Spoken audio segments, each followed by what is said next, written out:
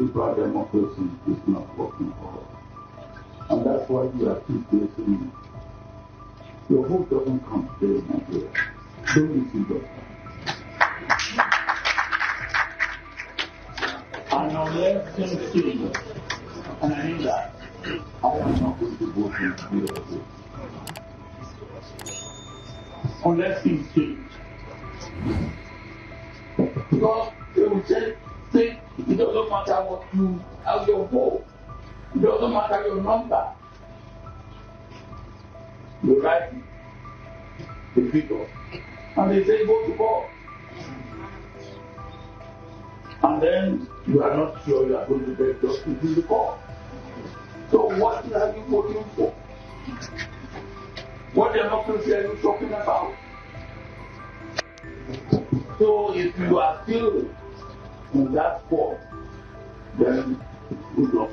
Obasanjo is right. There's no doubt that everything has been captured, from the courts to the police to INEC. Everywhere you turn, they've been captured by the people in power.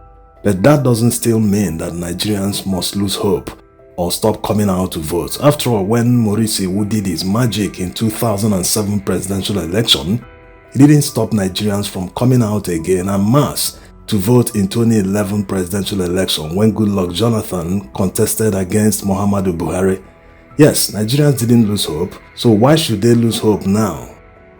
The 2007 presidential election, conducted by Tinubu under the supervision of Obasanjo as the then president, still ranks as one of the worst presidential elections in Nigeria's history. Why that of 2023 seems as if it is the worst was because the Nigerian government spent billions of naira. More than 300 billion naira was budgeted to employ technology to conduct that election to eliminate rigging completely.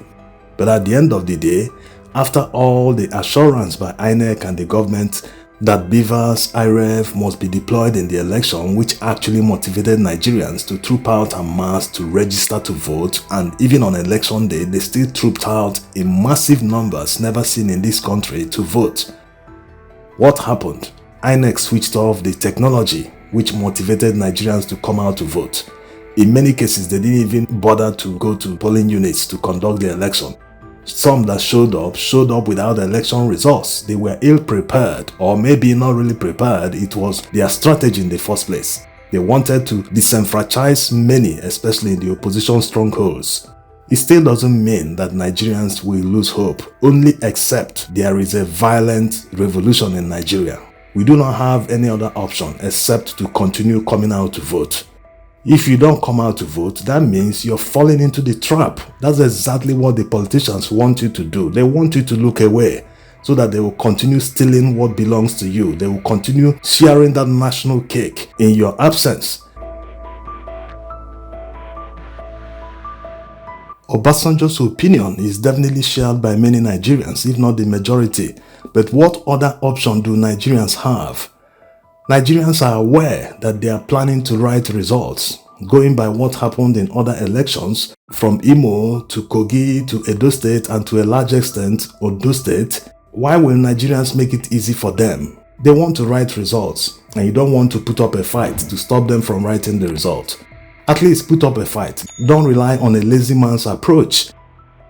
It's like someone being bullied by his fellow man. Instead of standing his ground and putting up a fight, he's running away. It's not possible. Don't make the life of the bully easier for him by allowing him to bully you. So people who are planning to rig elections, Nigerians shouldn't make it easy for them. They should put up a fight. That will surprise them because they will say, upon all that we have done to demoralize Nigerians from coming out to vote, they are still trooping out in huge numbers to vote. It will put fear in their minds. They will say, what else are we going to do? These people are still trooping out in numbers. We need to devise other means to rig this election.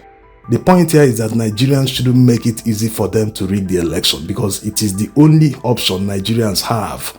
Are Nigerians going to start an armed insurrection against the government when they can't match the military power of Nigerian army? That's suicidal. You can't start a war that you know you will not win. No need doing that. It's better to suffer under the regime than to put your life at great risk. He who runs away lives to fight another day, instead of plunging into something that you know will not work out.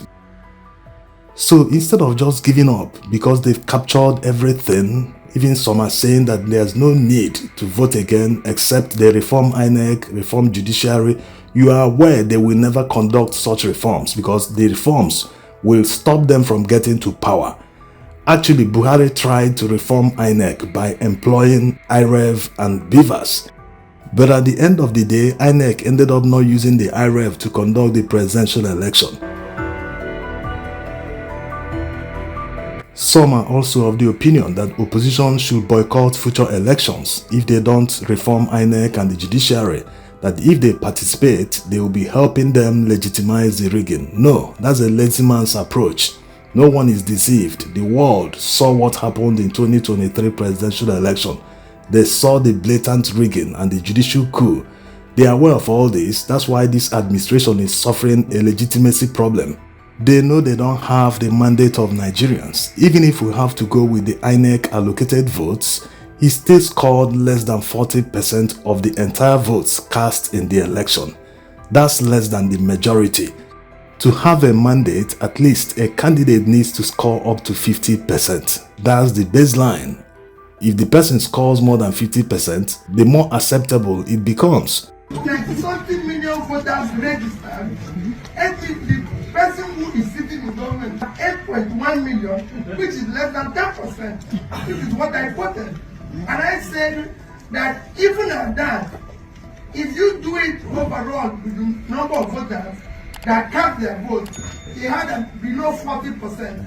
And the two of us have about 60%. And in a parliamentary system would have formed government in details and everything. So that's the correction. Just like P2B explained here, if Nigeria is operating a parliamentary system of government, APC wouldn't have been able to form the government because definitely opposition wouldn't join them to form a government. They will become the minority despite scoring more votes than others. Yes, Nigeria needs a lot of reforms in the polity because politics drives the economy. It is political office holders that make decisions that affect everyone. So many people thinking that I don't need to participate, you don't need to follow the news, you don't need to do this, you don't need to do that, it doesn't concern me.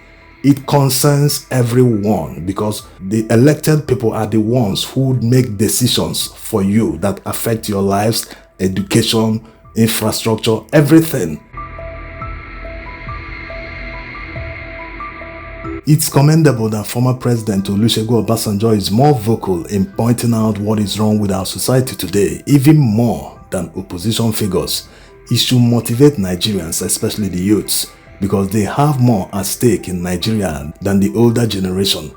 Politicians are playing with their future. Imagine someone that was 20 years old under Goodluck Jonathan in 2014. That's 10 years ago. And consider how Buhari ran down Nigeria's economy. So practically, depending on the situation of that person, the government wasted his 10 years that he can never recover again in his life.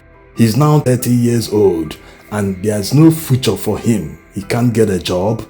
Despite being a professional in one field, maybe he's an artisan, but he can't get a paying job that can take him home where he can continue saving to be able to at least get into the property ladder under 2 years or 3 years like it was obtainable under Obasanjo. Yes, during Obasanjo's time, many workers, even minimum wage earners, were able to save to buy cars and jump into the property ladder. Just savings of 2 years alone will help you get into the property ladder. Many people were able to buy lands, build their homes. These are people teaching in primary schools and secondary schools. So you can understand how Nigerians enjoyed the good life under Obasanjo in the early 2000s, mid 2000s. Right now, Nigeria practically does not have a middle class. You are either rich or poor. So instead of wasting away on election day, everyone needs to endeavor to come out to vote on that election day. If you do not have the strength to ensure that all the votes are counted and correctly entered in the result sheet, and even escort the polling officers to the next collation center, that's understandable. Youths and younger people can handle that to make sure they stand their ground. At least they are in their community, they are in their domain. They shouldn't be afraid of anyone, despite the fact that armed thugs might be present or armed police, but at least they should put up a fight. They shouldn't go down without demanding for their rights. That way, if it is replicated in many polling units across Nigeria, we have more than 170,000 polling units in Nigeria. Imagine if Nigerians put up resistance in more than 100,000 polling units. It is definitely better to do something that is within your powers. The ones that is not within your own powers, you know that you have put up a fight, rather than allow people who already plan to rig an election a free ride. Let them suffer for it. Thanks for watching.